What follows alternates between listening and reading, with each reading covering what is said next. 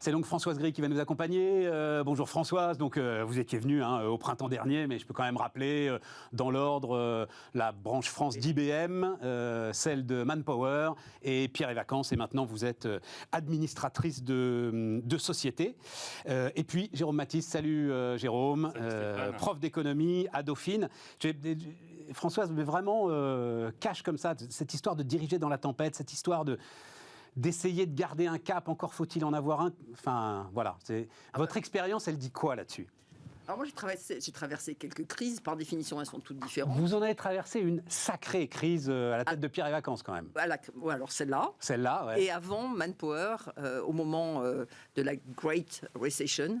2008, 2007, 2008 2008. Ouais. Et là, où l'emploi intérimaire disparaît, et vous avez une entreprise qui est par définition la première impactée. Donc des crises, j'en ai vécu.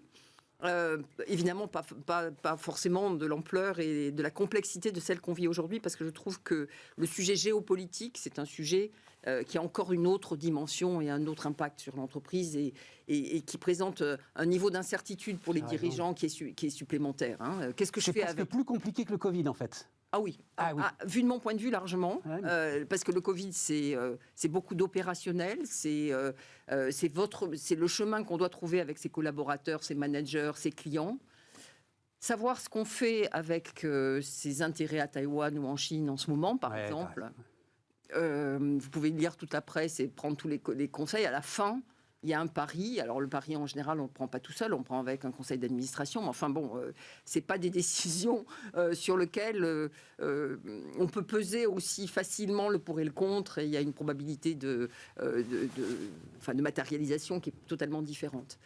Donc, manager dans la tempête, je pense que c'est un grand thème de leadership et d'éducation dans le management. On a toujours l'impression qu'on s'est blindé là-dessus. Je pense qu'il y a différentes choses. Il faut garder les doigts dans les connexions. Il faut essayer de comprendre où sont les gens autour de vous, à l'intérieur, à l'extérieur. Ça, c'est fondamental parce que ça vous donne une température. Et puis, en tout cas... Non, c'est intéressant parce que pour prendre l'analogie de la tempête, si quelqu'un tombe à la mer, il faut vraiment être tout de suite dessus, quoi. Voilà, c'est ça. Et vous pouvez décider vous pouvez décider d'un chemin qui vous paraît opportun. Enfin, si personne ne vous suit, ça sert à rien.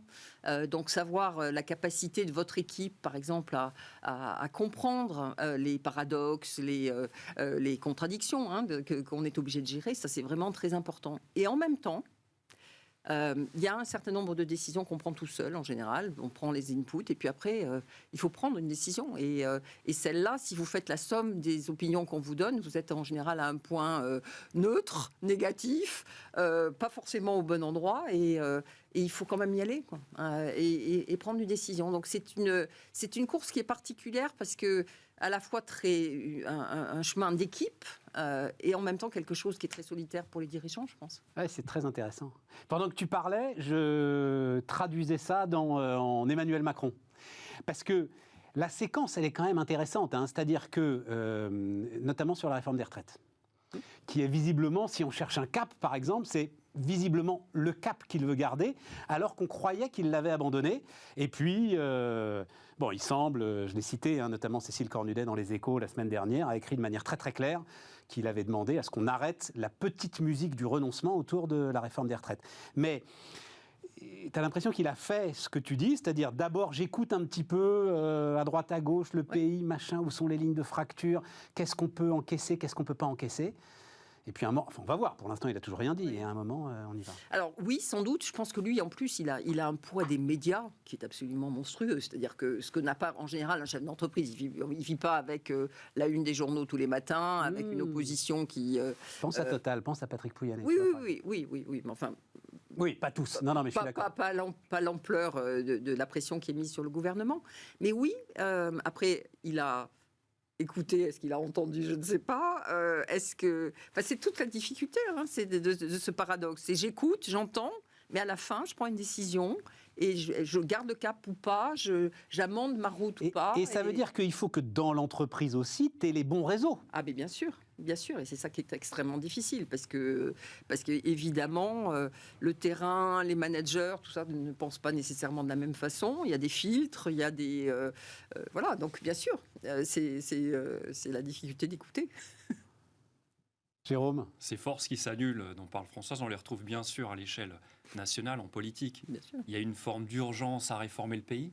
L'ensemble des Français veulent une réforme de la France. Le problème, c'est que la direction voulue par les uns s'oppose frontalement à celle exigée par les autres. Donc, tout le monde veut que les choses changent, mais pas dans la même direction. Et ce sont aussi des forces qui s'annulent, ce qui fait que le président se retrouve dans une urgence d'action.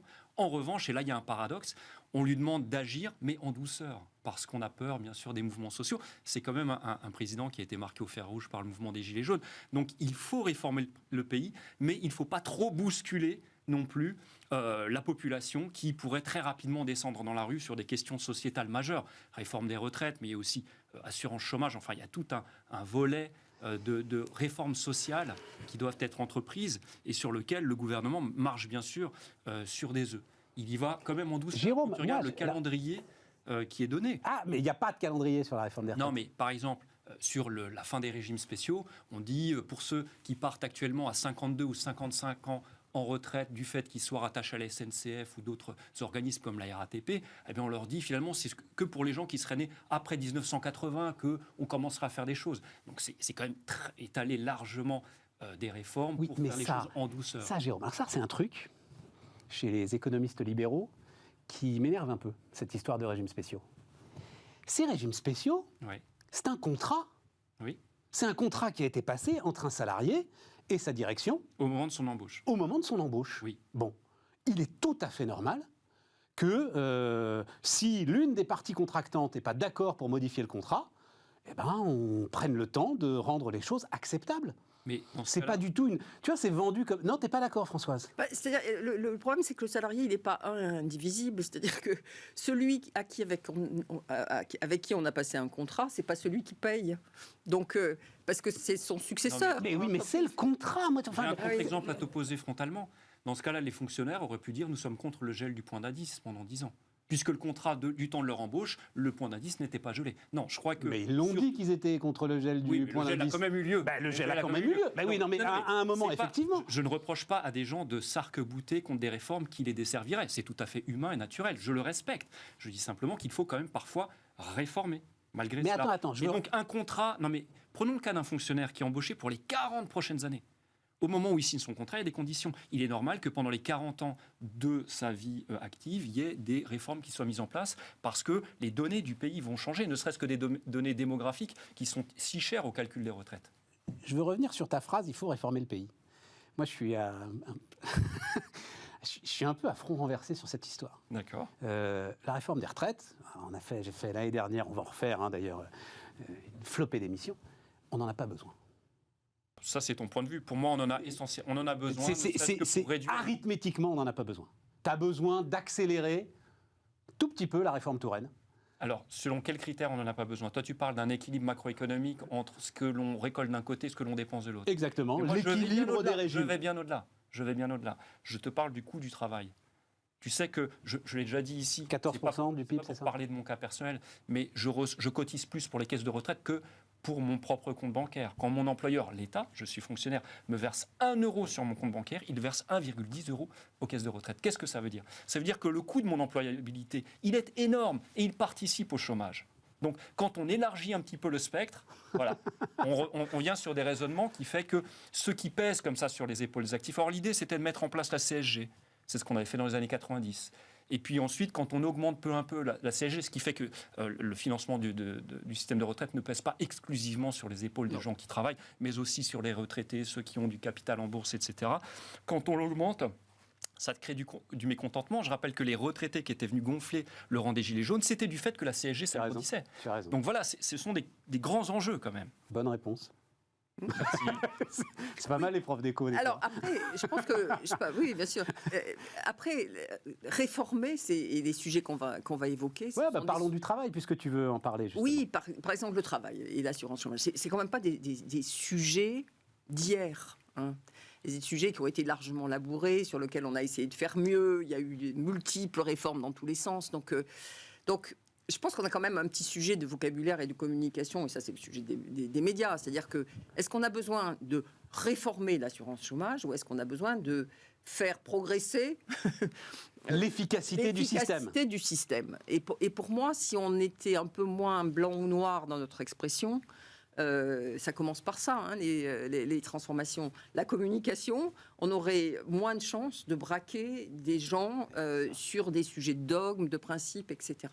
Et les sujets dont on parle à la rentrée, ce sont des sujets qui ont été très largement travaillés, labourés. Donc, du coup, il y a une expérience, il y a des choses, on sait qu'elles marchent, on sait qu'elles ne marchent pas. Et on ne va pas les résoudre avec un slogan, une seule chose. Hein. Ce sont des sujets sur lesquels il faut travailler, il faudrait travailler, en tous les cas en entreprise, on travaillerait sérieusement la communication pour amorcer la transformation. Mais là, Françoise, donc, grosse expérience sur le travail. Moi, là aussi, j'ai un petit problème. C'est-à-dire que mettre la pression, donc on se retrouve quand même donc à 7%, taux de chômage, etc. Tu te retrouves sur un socle. Plus de la moitié de ce socle, c'est des gens qui n'ont pas vu l'emploi depuis 2 ans. Leur mettre la pression, comme on dit, ne sert à rien. Ça, on sait que ça ne marche pas.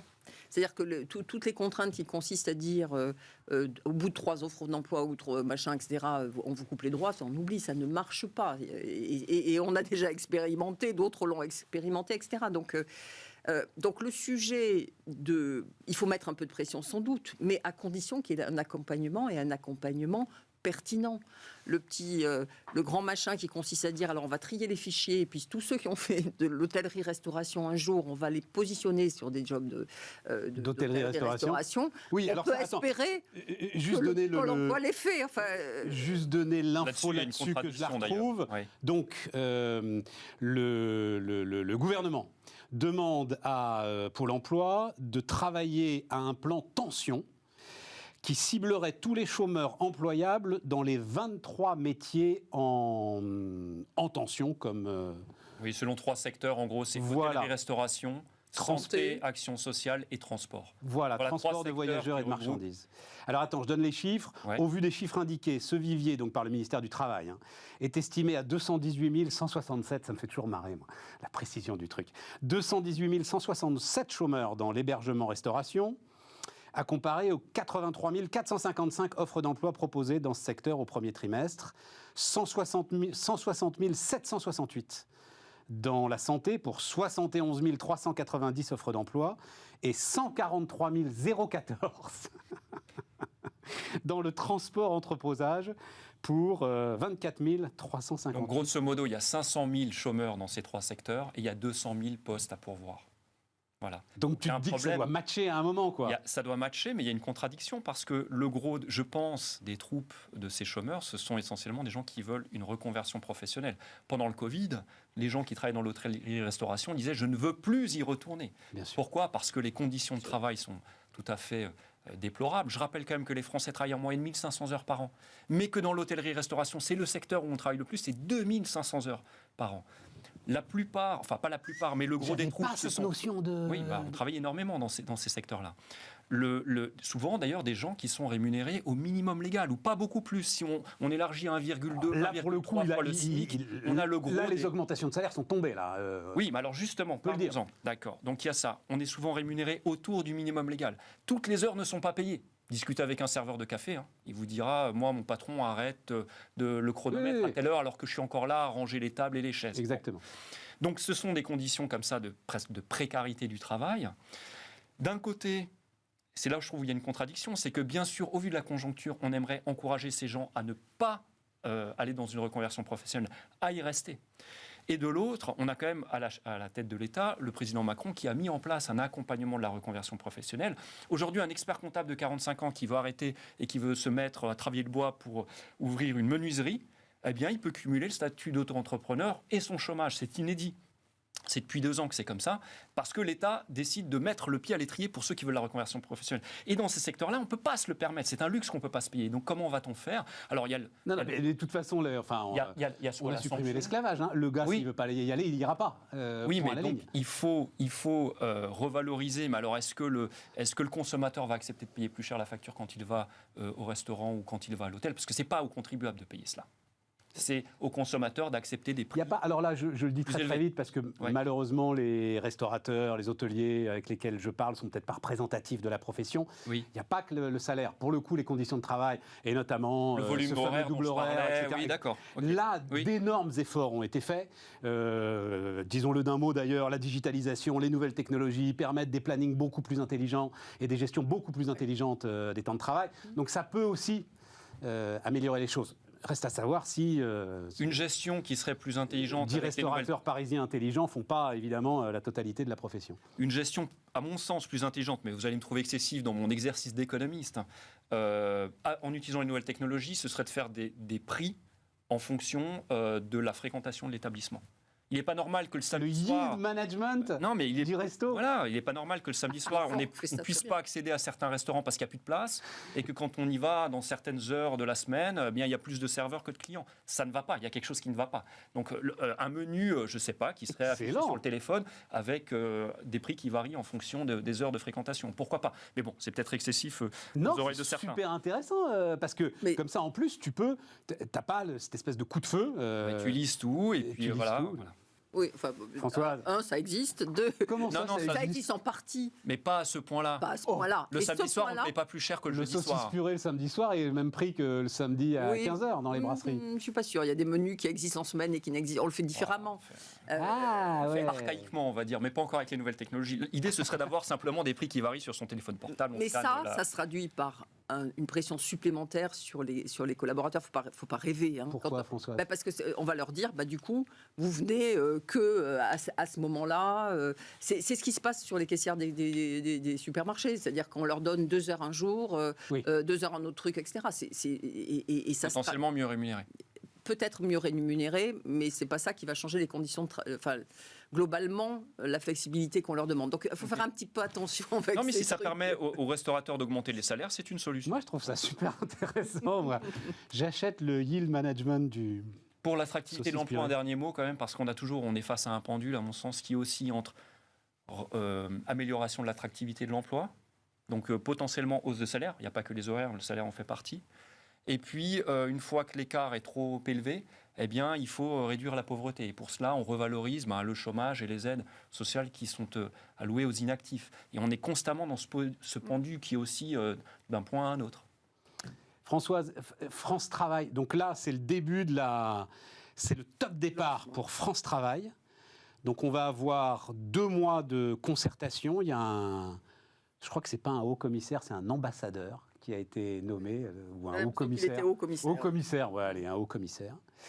Donc l'idée, un pilote dans chaque bassin d'emploi qui concentrerait l'ensemble de ce qui touche à l'emploi, jugé sur l'amélioration du taux d'insertion dans son bassin d'emploi. Ça, c'est une très bonne idée. Et ça fait partie des choses que les professionnels de l'emploi savent depuis très longtemps, c'est qu'il n'y a pas une seule... que les solutions, elles sont locales.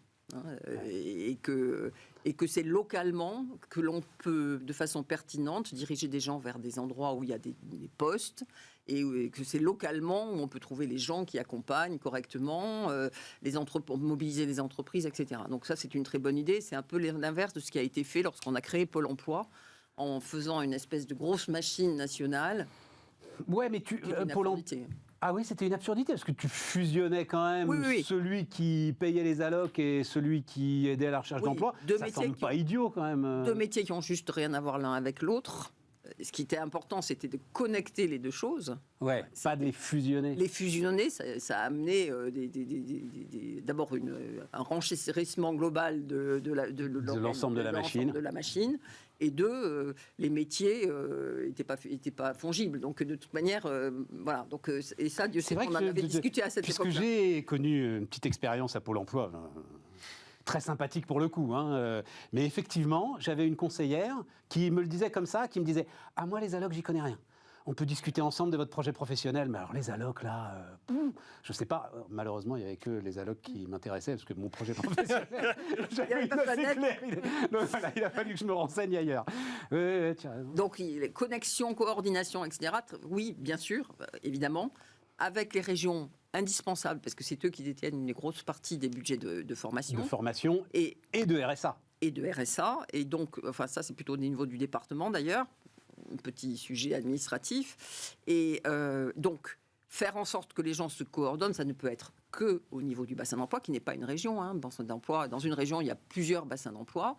Donc, en théorie, c'est la bonne réponse à la question. La capacité à mettre en place ça, compte tenu de la position et de la posture de chacun qui veut garder ses prérogatives et probablement protéger ses collaborateurs, son emploi, etc. Ça va être un sacré effort.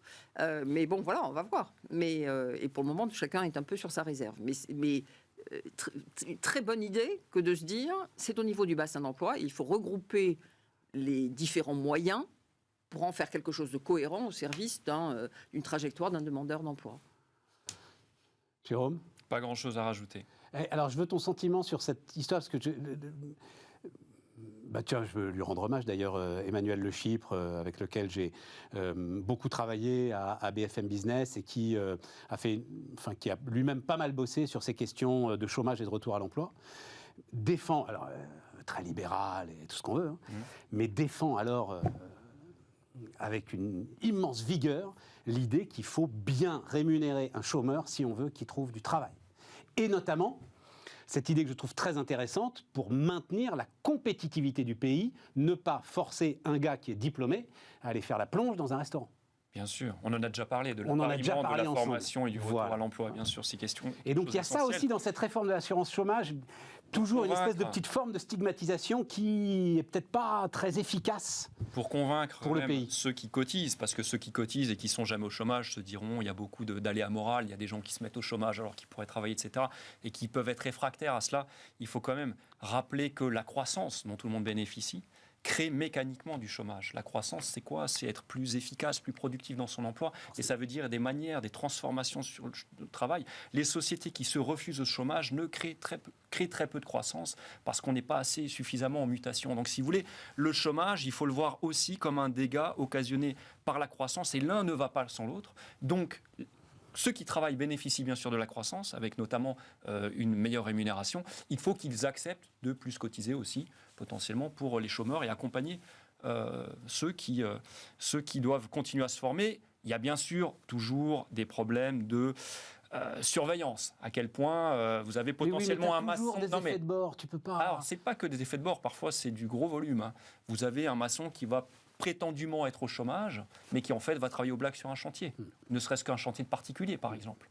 Voilà, donc il faut aussi lutter. Jean-Marc Daniel appelle ça l'exil fiscal intérieur. Ah, pourquoi pas. Ouais. Justement, du fait de ses charges, il fabrique son exil fiscal pour à un moment travailler de manière défiscalisée. Voilà, on va le dire comme ça. Bon. On a tout dit sur le travail. Enfin, moi, je vais suivre ça avec beaucoup d'intérêt parce que c'est vraiment des sujets sur lesquels il faut qu'on avance et qu'on aboutisse parce que par ailleurs, la casse est à venir. Enfin, tout le monde aujourd'hui ne considère que le marché de l'emploi est super tendu. Pour l'instant, tout va bien. Voilà, et ça va pas durer. Il faut quand même qu'on regarde les choses en face. On va vers une période qui va être plus difficile en matière de croissance. On va vers une période où les compétences, et ça fait quand même là aussi des années que l'on le dit, vont devoir changer. Donc l'emploi industriel qui va être touché par le sujet d'énergie va probablement avoir des ruptures. Donc François, c'était une telle tension. Moi, enfin, je le raconte, je réunis assez régulièrement des chefs d'entreprise, grandes entreprises. Et la dernière fois, à un moment, l'un de ces chefs d'entreprise dit « Mais où sont les gens ?» Une fois qu'ils ont tous fait le tour dans tous les secteurs du fait qu'ils ne trouvaient pas des gens pour bosser, c'était où sont les gens. Donc tu as une telle tension que j'ai l'impression que tu as un peu de marge avant qu'ils se mettent à licencier. Tu vois ce que je veux dire ? Moi, je ne suis pas bien sûr. D'accord. Et la plupart de ces patrons, il faut leur poser aussi la question de à quel point ils ont changé leur méthode et leurs critères de recrutement. À quel point ils font des efforts pour aller chercher des gens différents que ceux qui sont théoriquement prêts de façon... Dans la case, claque, pour prendre le job. Les bonnes études au bon moment, les bons diplômes. Parce que des cas, alors ce sont des cas particuliers, mais il y en a plein autour de moi, de gens trop âgés, pas les bonnes études, pas machin, etc., qui ne trouvent pas de job non plus. Quoi. Donc, bon... Attention à ces... Tu crois, Jérôme, j'entends beaucoup, le rapport de force est quand même un petit peu inversé. Les chiffres que tu citais, on a dit, dans ces 3 grands secteurs, 500 000 chômeurs face à 200 000 emplois vacants. Donc c'est peut-être pas tant inversé que ça je sais pas, non, je sais pas. Moi, j'ai pas de données là-dessus. Très justement, c'est 500 000 chômeurs qui veulent pas faire ces emplois vacants. Donc il y en a qui n'ont pas la formation adéquate, comme disait Françoise, mais il y en a effectivement qui veulent changer de métier. Prends le cas des aides-soignants ou ceux qui se déplacent à domicile avec le renchérissement. Parfois, ça tient vraiment à des effets qui sont totalement orthogonaux. Le renchérissement du prix de l'essence. On n'est pas payé quand on est sur la route avec sa voiture dans la diagonale du vide français, qui a été illustré par les Gilets jaunes. Tout ça, les gens, ils en ont marre de ces métiers-là. Dernier point, mais on en reparlera demain parce qu'il y a eu beaucoup de choses, mais j'étais très intéressé. Et puis Jérôme, si tu veux, quand tu reviendras, on en reparlera. Visiblement, amélioration quand même de la qualité des emplois sur ces derniers mois. Bah oui, mais ça vient, alors là aussi, en porte-à-faux avec tout ce qu'on entend. Oui, mais les seuls emplois concrets, c'est des auto-entrepreneurs qui livrent les courses en 10 minutes. Bah non, en fait, pas du tout. Les chiffres sont même assez spectaculaires, assez intéressants. On marque une pause.